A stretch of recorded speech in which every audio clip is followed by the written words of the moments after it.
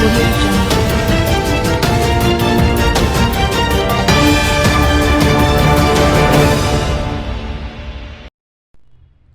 अबकारी विभाग पक्षर विभिन्न जगह चढ़ऊ कर ब्राउन सुगार गंजेई मद जबत होइछि।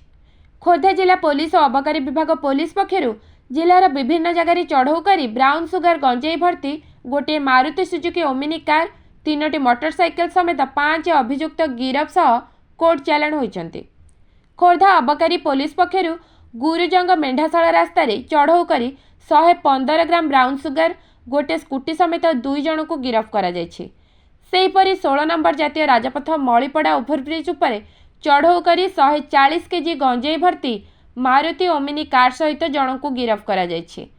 सेहीपरि खोर्धा और टांगी अबकारी विभाग पुलिस पक्षर मिलित भाव जंकिया और निराकारपुर थाना अधीनस्थ 2टी जगह चढ़ऊ कर 35 लिटर मद 2टी मोटरसाइकेल समेत 2 अभियुक्त को गिरफ कर कोर्ट चालाण करा जायछि।